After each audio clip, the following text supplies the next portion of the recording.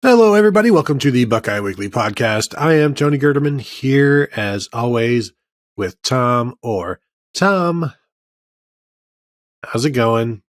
Tony, it's our first road trip of the year this weekend. We're going up to Michigan State. One of us is going to be sleeping on the cot of shame. And Tony, let me tell you, the bed's going to feel pretty good. I can't speak to how the cot's going to feel or the couch or whatever it is. All I can tell you, Tony, is that shame will be there, and so will you. Oh, yeah. And should we also mention the gift that we got from Ryan Dawes, a frequent listener, poster on the YouTube videos, sent an air mattress to us. Fantastically nice, very nice. Mailed us an air mattress. However, it is a Michigan air mattress, so.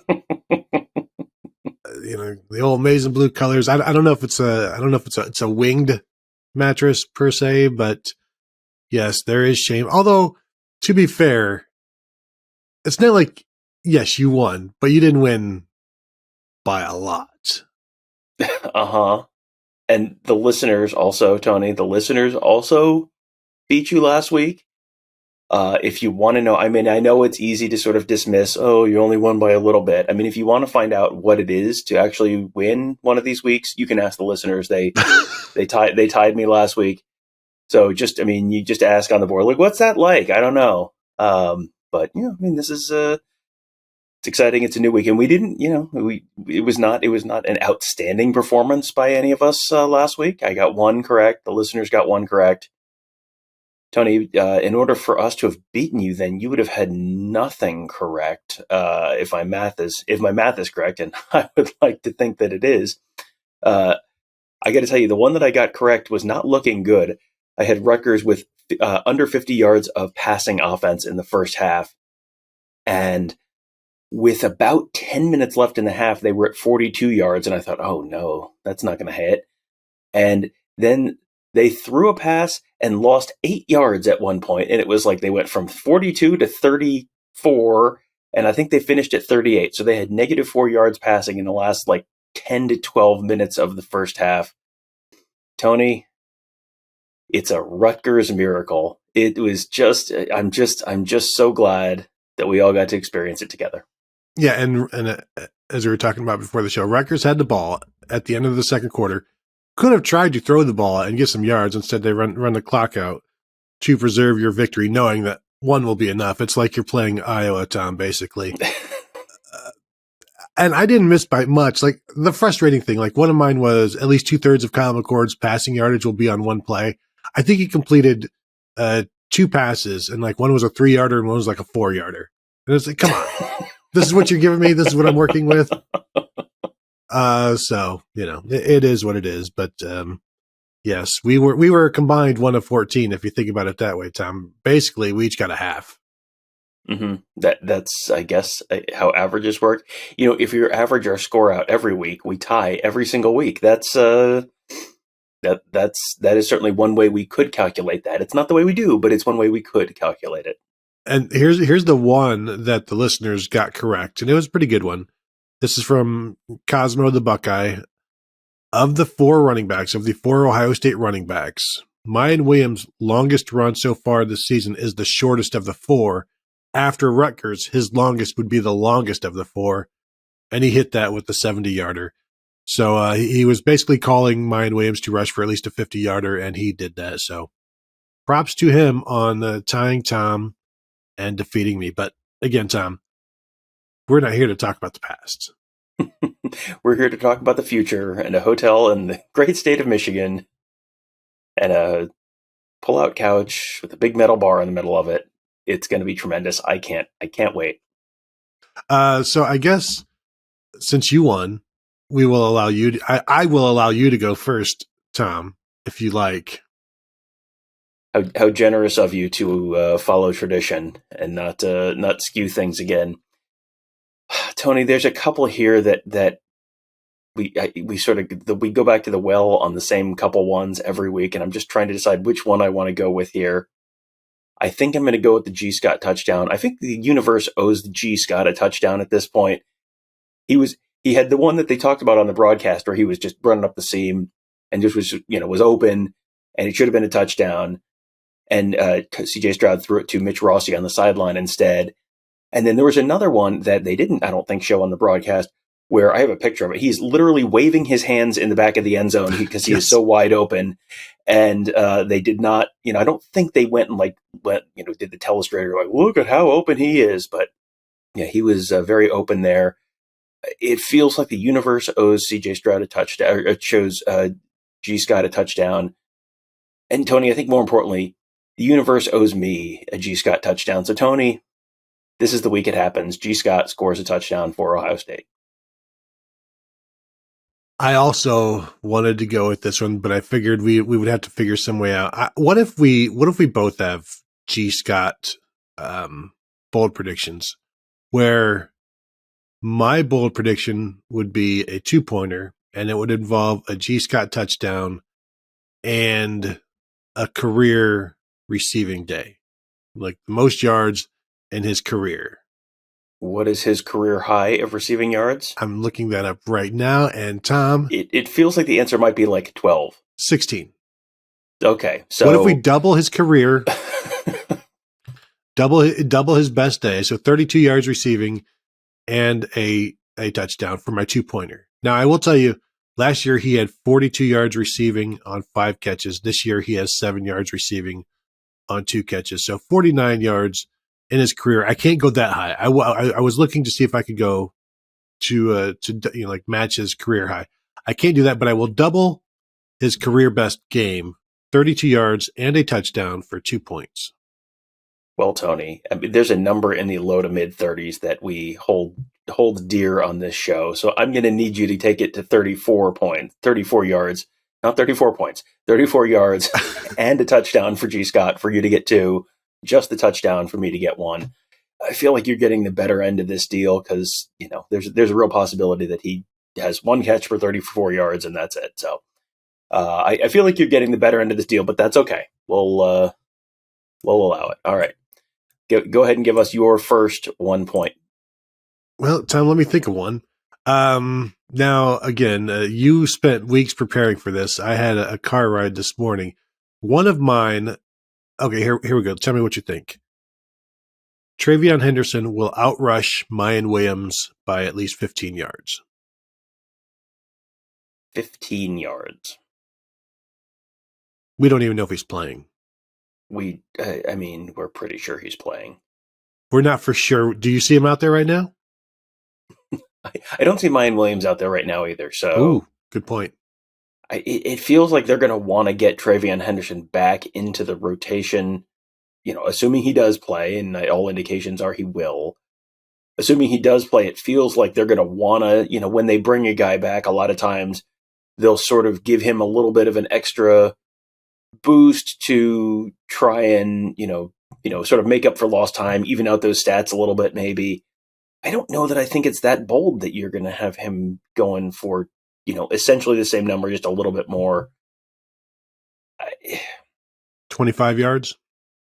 Yeah. All right. 25 is fine. I don't love this one. This feels like, given the circumstances, this one feels pretty likely to hit where, he's going to, I know we just saw Mayan Williams run for 70 yards, but, for a touchdown, but it feels like this is a week when you're going to see a long Travion Henderson one. He feels like he's due, and they're going to probably feature him. I'm going to allow 25 here, but I don't like it. I don't care for this one. Do you know how many times he has outrushed Mayan Williams this season by 25 yards? There's only very few games, and he's not played in several of them, so I'm not sure this is a particularly meaningful number. But yes, go ahead. I was asking. None. It's none. I'm going to guess the answer is none, but yeah. He outrushed Mayan by 20 against Wisconsin. Okay. All right. So I went and dug up some stats on the Michigan State passing defense, the Ohio State passing offense.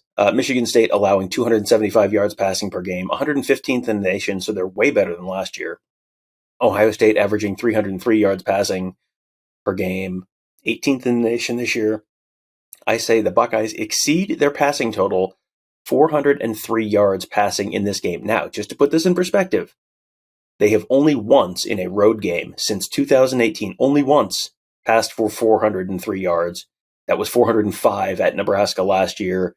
They also had exactly 405 at Maryland in 2018. The last time they did substantially more than that was 470 at Purdue in 2018. So I suspect this will not be a 2018 Purdue type game, but I do think Ohio State is going to throw for a historically anomalous number of yards this week. So you say 403 yards? 403, 100 more than their average. Yes. The thing is, it's once you start going into 400, it's like, yes, they should throw for 400 yards against this Michigan State defense, but still, it's a very large number, and I can't say no, because once you start arguing with 400 yards, you're being a little bit much. So I will allow this because, how can you not? And, again, we remember what we saw from CJ Stroud last year against this defense, and he could have thrown for 800 yards, but still, to say 400 yards, it doesn't happen. I mean, it happens quite a bit for CJ Stroud. Let's be honest. It has happened once already this year. Has it happened once already this year? I don't know that he threw. I think as a team they threw for 400 against. Yeah, they went for like Toledo. 480 against Toledo. Let me look here. Toledo was a real outlier of a game. There's going to be another one that I'll get to later. But Oregon. So he threw for 406 against Maryland, Nebraska. And then of course the Utah. It was 432 against Michigan State last year. That was all in the first half, if I recall. But still, 403. Let's go ahead and do it. No reason to bicker. I already said we would allow it. And that's with no incompletions. I don't believe I said that. We can go back and play the tape back again. I don't believe I said that. Okay, let me come up with another one-pointer. This is one actually I had in my head. Ohio State will score a touchdown from between the 17 and 34-yard line. It seems very simple. Yes. I'll tell you what, I will allow it for 0 points. No, I will give you, I was going to say, I will, as I was thinking this in the car, I was going to give you like two players that it could not be if you wanted. If you wanted to negotiate. If not, I could throw this out. I will tell you what, I will allow you two players that it is. Two players that do score a touchdown between 17 and 34 yards. You know what? Let me go with this one instead, Tom. A pick six. The Buckeyes will have a pick six this week. I already took my 2-pointer. This is a lot for one, but Michigan State does throw interceptions. So my 3-pointer, I was thinking about, I'm not going to use it, but I was going to say Denzel Burke gets an interception because that dude has one hand. So, that'd be a pretty bold prediction, but I'll just say pick six for the Buckeyes, and you have to allow that one. I do have to allow that one. That was easy. My next one, it has been 9 games since Ohio State had a game with 2 receivers with 100 yards plus a rusher with 100 yards. The last time they did that was against Purdue last year. I think they do it again this week. And here's the thing, Tony. Last year against Michigan State, with as explosive an offense as they had, they didn't do it against Michigan State. Michigan State was one of the 9 games in a row where they have not done that. So, two 100-yard receivers, one 100-yard rusher. And when was the last time how many times have they done this? It's been 9 games since they did it last. That was against Purdue last year. I hate this so much.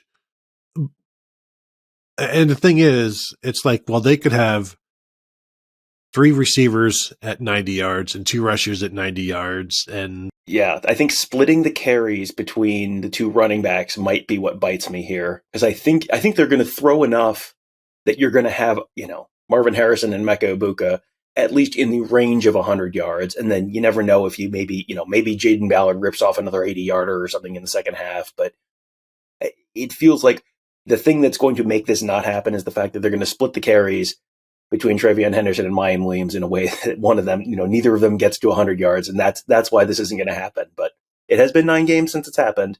And it didn't happen the last time they annihilated Michigan State. So I think that's I absolutely hate this one. Can I throw in? No. Anything from any 34-yard catch or run gets negated. All right, but you're going to be the one who has to do the math on that. Gosh dang it! No, let's do it. No. All right. And I'll just say this, only one 34-yard catcher run gets negated. My next one, what can I come up with here? I've really thrown out my best stuff already. That's the saddest thing I've ever heard. There will be 2 quarters where Ohio State averages 10 yards per play. Okay. That's a good one, because 10 yards a play is a lot.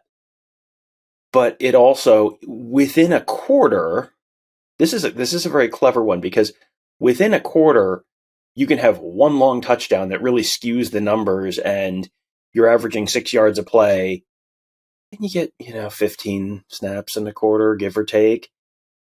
So you're averaging 6 yards a play, but then you have like an 80-yarder, and that will just kind of push you over that. So yeah, this is a good 2 different quarters. Yeah, I mean, I have to allow that. Yeah, we've seen some where they're like in the 9s, but like there's just something different about a 10-yard per play quarter. It's rare. Yeah, and I think, boy, I now should go back and look at the Rutgers game last week, because I feel like there was a quarter or two. They definitely did this against Toledo. I'm sure they might have done this against Wisconsin. I mean, it feels like they've been around 10 yards of play at halftime a couple times this season. So this may be one that I look up after we finish recording and I go, wow, I shouldn't have allowed that one, because they've done that. I'll tell you what, if they have done this more than twice already this year, then when I go back and look it up, it has to be whatever would make it that they have not done it twice. So if they've had 2 games where they've had 16 yards per play in 2 quarters or something like that, then this becomes 16 yards per play. I feel like I don't have the numbers to be able to really put this in proper context, because I don't think it's actually, I don't think the number's actually 16. I think the number is probably like they might have done 11.3 or something twice, something like that. I'm going to need you to give me a little bit of time to look this up, and I'm sure we don't want to 17 minutes of dead air here. So this sounds like a you problem. Like the entire premise of this show is like, I don't do any of the research to counter your silly predictions. And now you're saying I need more time. Like we only have so much time, Tom. Like the show is happening right now. Now you can go ahead and try to research some things and then we can discuss it, but I'm not going to blindly agree to something. Even though that's the entire bold prediction show, is just blindly agreeing to stuff. But we're going to tentatively allow this right now, and then I'm going to spend the rest of this episode on my phone Googling stuff frantically to. So this is going to be maybe our worst show yet. I can't wait. All right, your turn now, Tom. Get off your phone. My next one: Ohio State currently averaging plus 0.2 turnovers per game. Michigan State currently minus 0.2.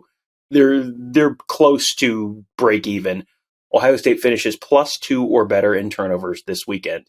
This is one that I think I offered up last week or 2 weeks ago, and I think I didn't get close. I think it might have been last week against Rutgers, and I thought, well, certainly they'll be plus 2, and it was like, nope, they were even. At some point, Tony, I think they're going to pick up on the turnover margin. Well, I mean, they haven't been. They were plus 2 against Toledo, and in Toledo, as you said, it's kind of an outlier. I don't really like that, because that's what I'm expecting. Michigan State turns the ball over. Peyton Thorne has thrown 6 interceptions this season. They fumble the ball. Like Ohio State has taken care of the ball. You say that, and yet they are less than half of a turnover margin per game away from each other. The numbers are actually very close.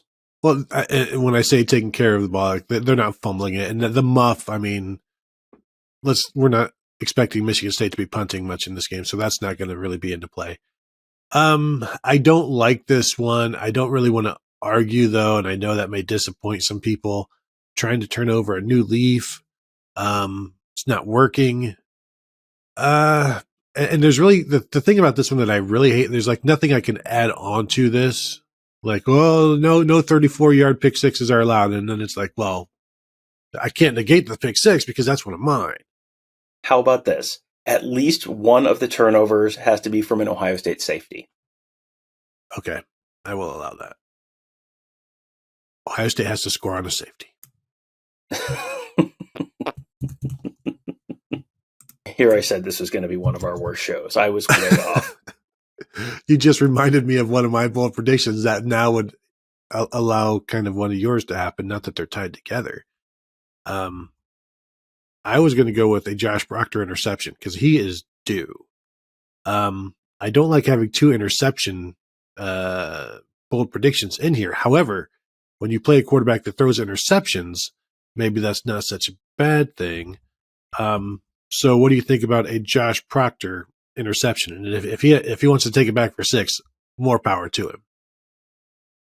This is one where any individual player getting an interception is going to happen infrequently enough in any specific game that's automatically pretty much to me a thumbs up. It just doesn't happen that often, so you just automatically have to say yes. That's like, I mean, there's certain plays where it's, Ohio State will, so-and-so will doink a field goal off the upright, or they'll get a safety in this game, or one specific guy will do, will have an interception or force a fumble or something. Those are all, they all seem like, oh, well, that seems, entirely possible. But good luck. How often does it happen? Not that often. All right.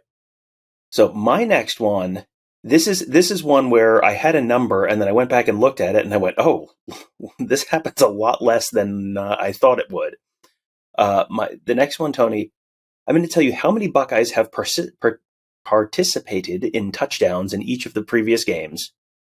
And this is the one where I said Toledo's a huge outlier. How many Buckeyes have participated in a touchdown? So that's C.J. Stroud throws a touchdown to Marvin Harrison. That's 2.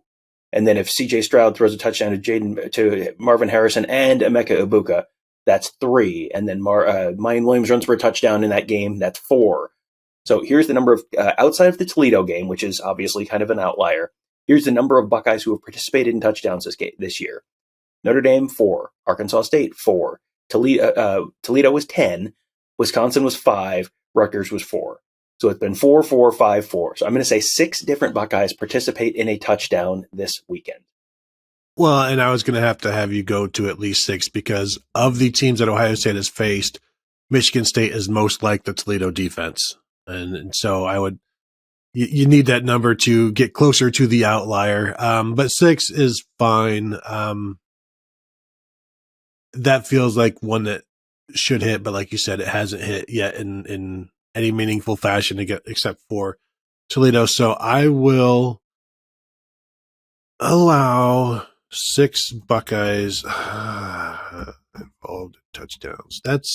Boy, I feel like you might get 4 this week, just 4 of the 1-pointers, Tom. It's not very bold and I'm not very arguey. So good job on you just wearing me down. Props to you. My final 1-pointer, Tom. 220. Yeah, you know what? I had that down because I think this feels like a game where it happens. And I feel like I say that every week. If you were going to really fight me on the G. Scott touchdown one, I was going to take 220 instead. Now that you have picked it, it will definitely happen. But this feels like the type of game where it does kind of happen, where they win and they win by a decent amount, but also they have to keep trying for a while. And they're probably, you're probably, the passing feels like that's a guarantee to get there. And they're going to want to run Travion Henderson and Mayan Williams. And, if they're up by 20 points in the third quarter or fourth quarter, you're going to want to run those guys, more. So, yeah, this feels like a great week to have 220. And I'm a little annoyed that you've got it. But again, as we have proven over and over and over again, this doesn't happen that much. So, yeah, you have to allow it. I feel like we're just going to keep trading back 220 and the G. Scott touchdown until one of them happens. And then the other person's going to be very upset. All right, what is your 2-pointer? All right. Ohio State scores on a combination of 3 plays totaling between 57 and 60 yards. This is essentially one of yours. I think you might have asked for 3 points when you did this one the last time, but and it was, and I couldn't remember the exact number of yards that you had picked, but it was a window of about 3. So any combination of 3 plays Ohio State scores on totaling between 57 and 60 yards. Yeah, that was actually a 2-pointer for me. Okay.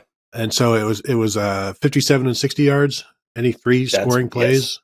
Yes. And any three scoring plays, right? Okay. Scoring plays, yes. Okay, between 57 and 60 yards.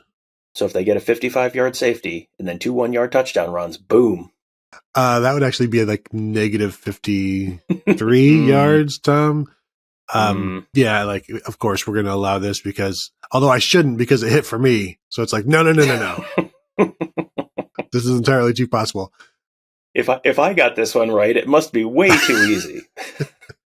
But you just need a lot of touchdowns, and there's going to be a lot of touchdowns, you would think. So good on you, Tom, for going back to my winning well so that you can try to make sure that you win for a change.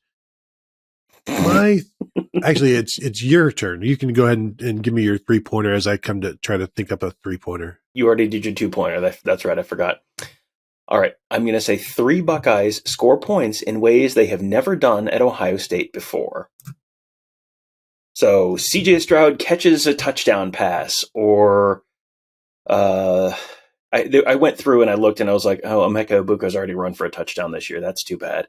There's a few that I was hoping to steal points on here. This is one that I put together and I'm like, oh, this is going to be one where he doesn't realize this is definitely going to happen. And then I looked and I was like, oh, these guys have all done this. They've done a bunch of stuff. This is actually legitimately a 3-pointer now. So I'm really kind of hoping that, Parker Lewis gets to kick an extra point or, something like that. But, and, maybe you get one of the freshman wide receivers in the game at the end or something like that. But we haven't seen that many of those guys. And Mitch Rossi has now scored on a run and pass. So there's a few that I was kind of thinking like, oh, maybe I could. And then I went back and looked, but no, it didn't work out. But, maybe, Tony, these are supposed to be unlikely to happen. And this is disappointingly unlikely to happen after looking through things. I like this one because it should be like 0. But, and I would fight you on the Parker Lewis thing because he has scored on extra points and field goals before, just so we're clear. But this is also a defensive touchdown, very likely to be somebody who hasn't scored before. You get a freshman in there. But having Dallin Hayden already scored, that takes away, CJ Stroud has a rushing touchdown against Michigan State. Does. So, but yeah, no, I will allow this. 5 Buckeyes score in ways they have three Buckeyes score points in ways they have never done at Ohio State. Parker Lewis at Ohio State. You know what? I'll go ahead and allow that because there's no way he's traveling. He better not be traveling to this game. Parker Lewis can't travel. I don't think that's what the show was. Yeah, I got to tell you, I had completely forgotten about the 50-yard CJ Stroud run from 2020. And you go back and look at that now, and it was like, man, they're going to have such a running threat at quarterback. This is going to be incredible next year. And that's exactly what happened. Tony, your turn for 3 points. My turn. CJ Stroud has a longer touchdown run this week than he did the last time they played at Michigan State. 3 points. Good one, Tony. I agree. No, I was thinking, how long of a run would CJ Stroud need to get credit for 3 points? 18 yards? What is the minimum, Tom, that he would need that I can get out of this? Now, I'm not going to go with it this week, but 25 yards. I don't think it would be much more than that. Let me see here. 3-pointer. What can I do? Last week, what was mine last week? I should go back and look at all my others from last. How about this one? Oh, here's one I got for you. Ohio State scores more points than Michigan State rushes for. All right, now I have to pull up CFB stats. I have to put away the Ohio State yards per play stats, CFB stats. I don't need you looking at stats. I can tell them. Just ask me and I'll let you know within a realm of accuracy. So rushing offense for Michigan State. Ugh, I can't even control F on my phone. Ugh. Makes me want to say control F. Let's see. I'm scrolling down. Boy, I haven't seen Michigan State yet. I've been scrolling a while, Tony. 99th in the country, averaging 127 yards a game, but obviously that's against some sub-Ohio State level defenses. Ohio State's probably scoring in the 40s. So the likelihood of Michigan State running for 50 yards. What was your 2-pointer again? That was G. Scott with a touchdown and 34 yards receiving. I'll tell you what, I will give you this one for 2 if you give me G. Scott for 46 yards receiving and a touchdown for 3 points. No, I'd rather just adjust my number to something that because Ohio State outpoints Michigan State's rushing total by 17.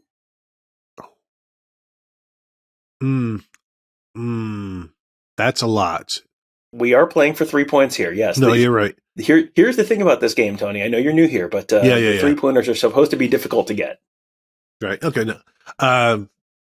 I understand the importance of 17 on this show, so I will go 16. That's fine. I mean, if you have no respect for tradition, that's fine. I can't stop you here. So I'm sure the listeners are disappointed, but I know who you are and what you do, and so I'm not surprised. I'm just disappointed. You've goaded me into it out of respect for the listeners and the viewers, and not out of respect for you in any fashion at all. Ohio State out points Michigan State's rushing yards by 17 points or more. And I don't think it's going to happen. But again, it's a 3-pointer, so it shouldn't happen. So there we go.